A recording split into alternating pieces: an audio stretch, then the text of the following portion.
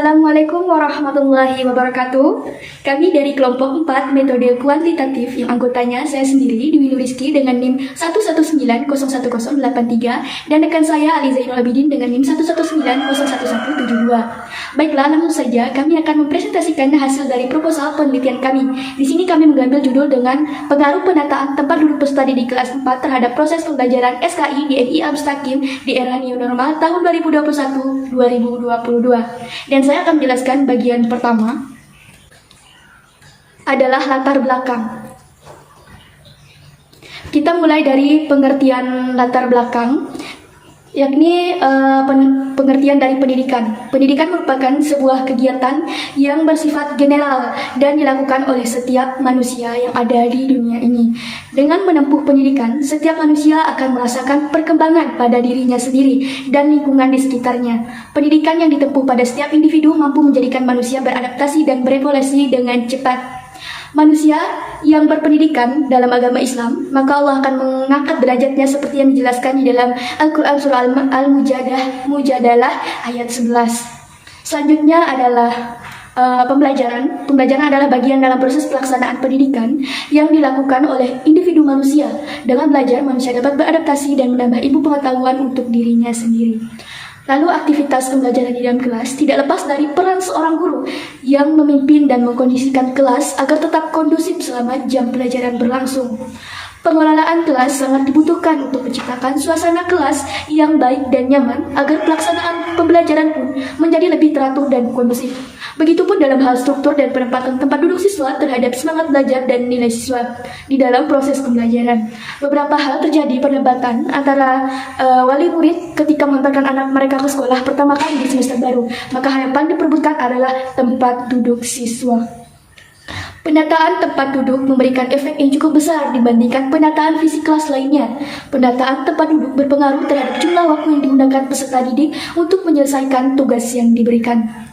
Dalam penelitian ini akan dibahas mengenai bagaimana pengaruh urutan tempat duduk siswa kelas 4 terhadap proses pembelajaran SKI di MI Al-Mustaqim Kuburaya, serta bagaimana seorang guru dalam pengelolaan kelas terkhusus mengatur tempat duduk siswa yang lebih efektif.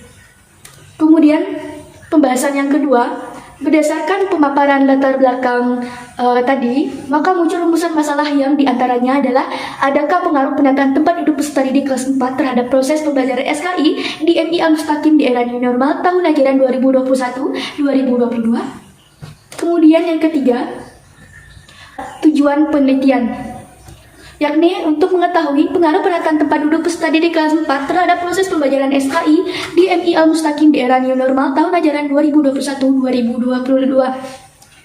Selanjutnya, manfaat penelitian. Manfaat teoritis dari penelitian ini adalah memberikan pengetahuan kepada para guru tentang pengaruh tempat duduk siswa terhadap proses pembelajaran mata pelajaran SKI kelas 4 di MI Al-Mustaqim. Manfaat praktis adalah bagi guru penelitian ini bermanfaat untuk mengetahui tentang pengaruh urutan tempat duduk siswa terhadap nilai pembelajaran SKI terhadap proses pembelajaran SKI siswa kelas 4 di MI Al-Mustaqim. Bagi lembaga pendidikan sekolah dasar, penelitian ini bermanfaat untuk mengetahui apa saja yang dibutuhkan untuk mengatasi pengaruh urutan tempat duduk siswa terhadap pembelajaran SKI siswa kelas 4 di MI Al-Mustaqim. Bagi para orang tua dan murid, penelitian ini bermanfaat untuk mengetahui apa yang dapat mereka lakukan untuk membantu proses pembelajaran agar dapat berlangsung dengan baik. Kemudian selanjutnya adalah tinjauan pustaka terdiri dari beberapa poin.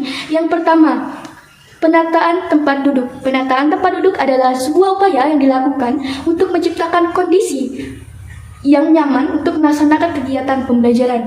Hal ini diperkuat oleh pendapat ahli yang mana penataan tempat duduk adalah salah satu pengolahan kelas yang mudah dilakukan karena tidak memakan waktu yang lama dalam persiapannya.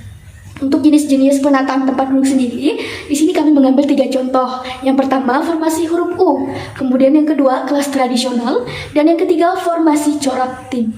Kemudian pembahasan selanjutnya, yakni penelitian terdahulu atau kajian terdahulu. Di sini kami mengambil 2 sampel penelitian. Yang pertama, penelitian dari Seto dan kawan-kawan tahun 2020. Dalam penelitiannya yang berjudul Pengaruh Motivasi Belajar dan Formasi Duduk terhadap Hasil Belajar Mata Kuliah Asesmen Pembelajaran Matematika.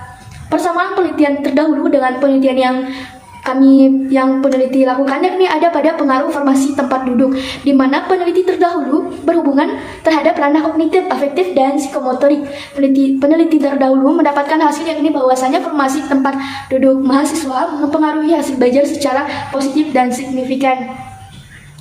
Perbedaan penelitian terdahulu dengan yang peneliti lakukan adalah pada bagian subjek penelitian, yakni 54 mahasiswa, sedangkan peneliti mengambil sampel siswa kelas 4 madrasah ibtidaiyah. Lalu perbedaan lainnya terletak pada mata pelajaran yang dijadikan sampel penelitian terdahulu, mengambil mata pelajaran matematika, sedangkan peneliti mengambil sampel mata pelajaran SKI.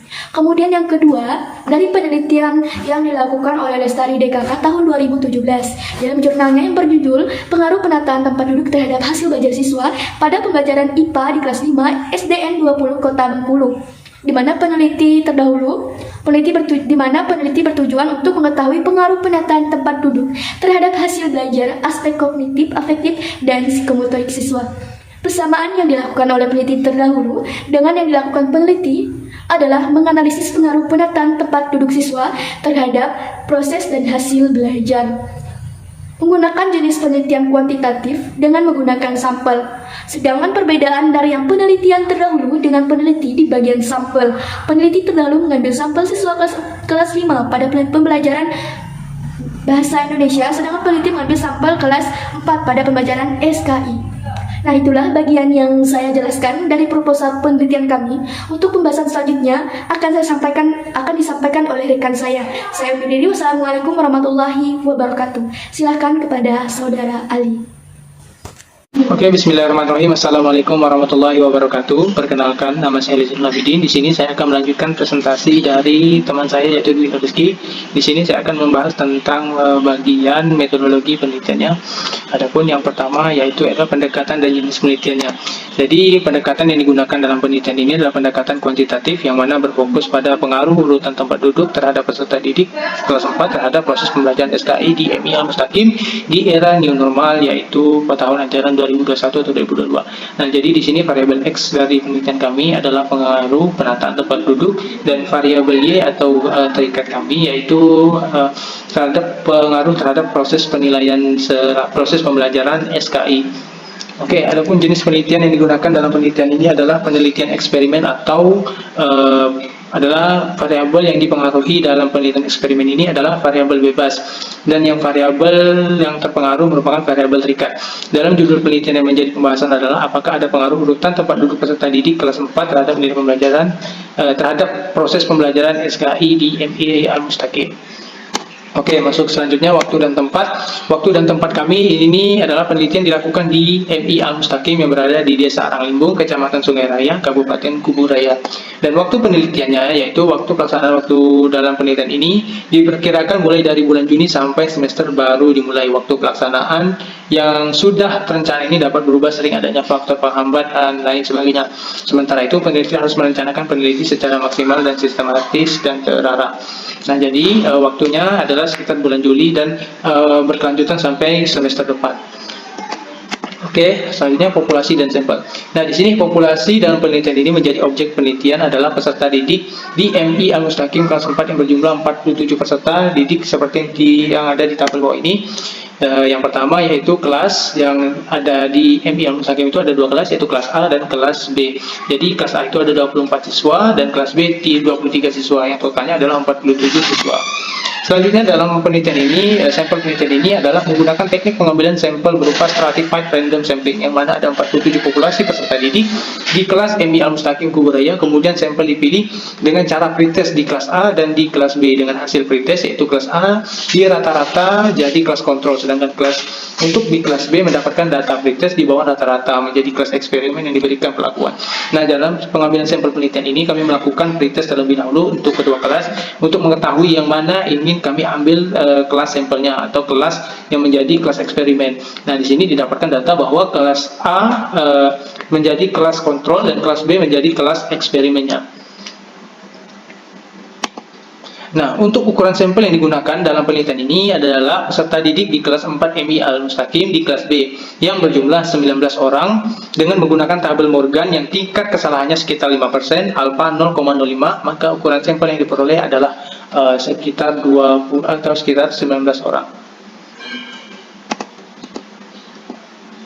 Oke, selanjutnya yaitu teknik pengumpulan dan instrumen pengumpulan data. Teknik pengumpulan data dalam penelitian ini berupa teknik angket, teknik dokumentasi, dan teknik wawancara. Selanjutnya, instrumen pengumpulan datanya yaitu lembar angket, dokumentasi, dan lembar wawancara. Yang terakhir yaitu teknik analisis data. Teknik analisis data dalam proses mengolah data penelitian ini telah diambil selama penelitian. Proses seperti yang dijelaskan oleh Kaul dalam Hardani 2020 halaman 376 yang mana mendefinisikan analisis data sebagai mempelajari materi yang terorganisasi dan menemukan fakta yang melekat. Data yang dipelajari dari berbagai macam sudut pandang sehingga memungkinkan dapat mengeksplorasi fakta-fakta baru. Dalam penelitian ini teknik analisis data yang digunakan untuk mengolah data hasil penelitian yang telah dikumpulkan akan dihitung menggunakan software SPSS. Nah, adapun uji yang digunakan untuk menganalisis data hasil penelitian ini adalah menggunakan rumus uji parametrik dan non-parametrik. Adapun yang dimaksud dengan uji parametrik dan non-parametrik berdasarkan Sujono dan kawan-kawan pada tahun 2013 adalah sebagai berikut. Statistik uji parametrik merupakan bagian dari statistika interferensial dan yang parameter dari populasinya mengikuti suatu distribusi seperti distribusi normal dan memiliki variansi yang homogen. Statistik uji non parametrik merupakan bagian dari statistik inferensial yang parameter dari populasinya tidak mengikuti suatu distribusi tertentu atau memiliki distribusi yang bebas dari persyaratan dan variansinya tidak perlu homogen. Nah, mungkin hanya itu saja penjelasan dari kelompok kami. Kurang dan lebihnya mohon dimaafkan. Kami akhiri. Assalamualaikum warahmatullahi wabarakatuh.